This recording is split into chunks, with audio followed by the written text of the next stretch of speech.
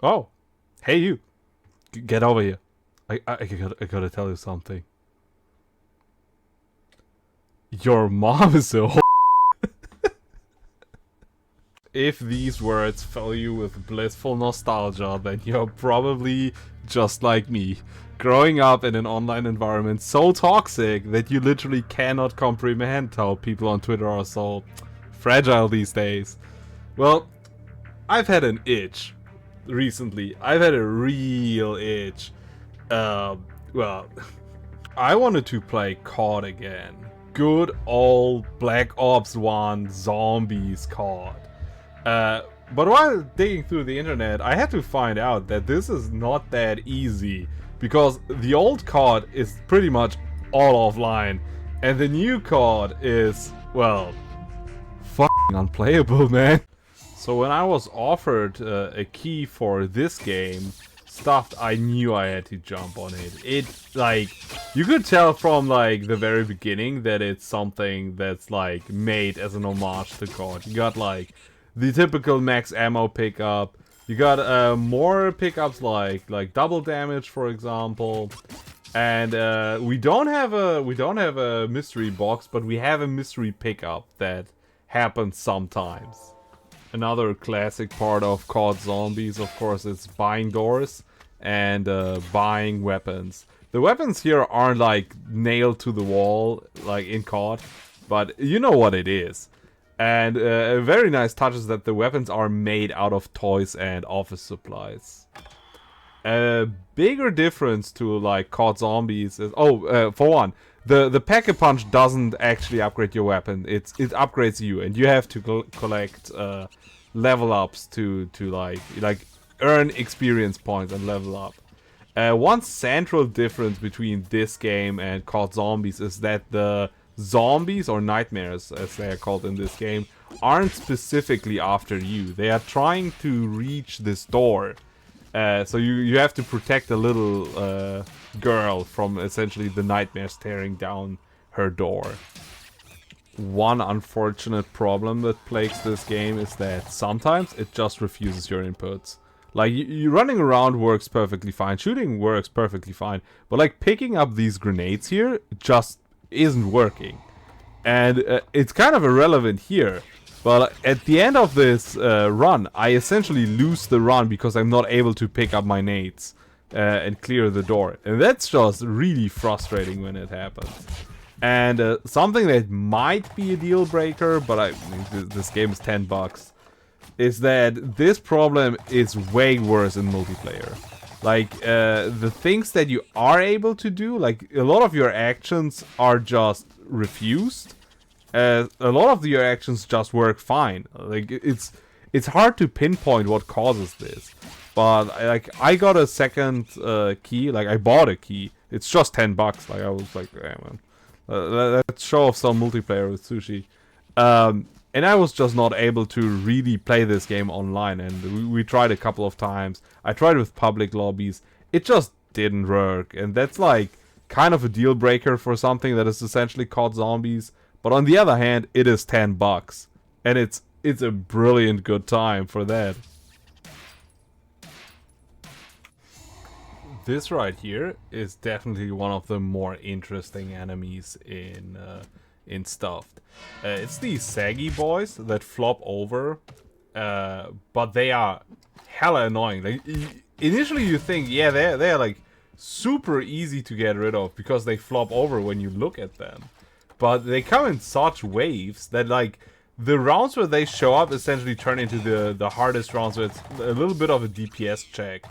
But like also very much dependent on the map and what like position you have, if they can get around you, or if you really just have to stare down a corridor.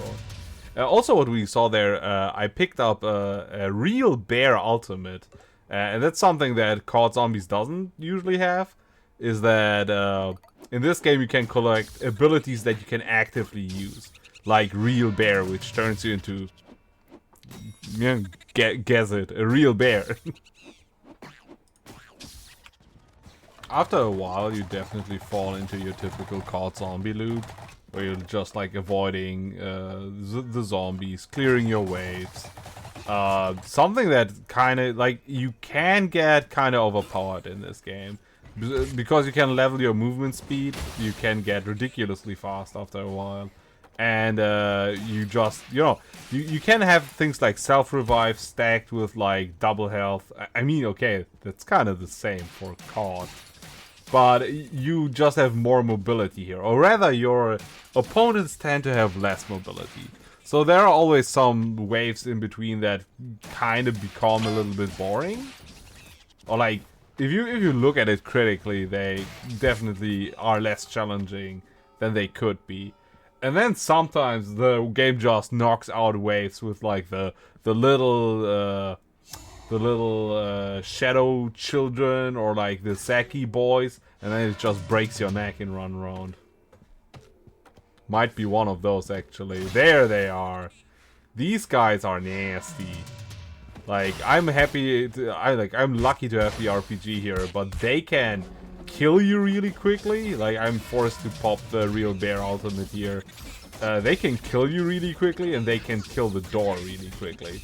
So it's definitely like, I'm like a little bit critical of the game design, where like, a lot of the in-between waves can become kind of mundane, and then the game just whoops out a wave that just kills you, you know?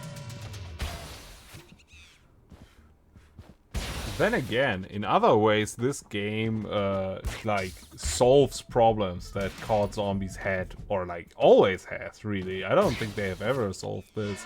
Is that since you're always stuck on the same map, you kind of tend to do the same thing over and over again. And, you know, the mundanity in this kind of game is hard to avoid.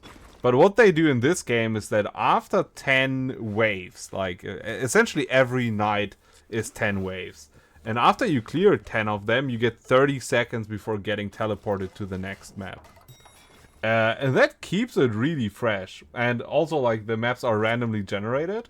So you can't just prepare, like, you can't just find a meta strategy that works all the time. And the different sections of the map are definitely recycled. For example, like, this starting area is something you will see a lot, but like the adjacent rooms will be randomized. So it's totally possible to like play on a different map each time. And you kind of, kind of have to adapt to it. It just keeps it a little bit fresher. Eventually, try as you might, you're gonna go down. I think this was my best run so far. It was like wave 20. Like, it says wave 10 down there, but it's like the 10th wave of the second night. And here I failed to pick up my my nades, which was very frustrating. And here it's reviving me, but it took too long. And that's the end of the game. And when you fail to protect the little child, then a spooky man comes in.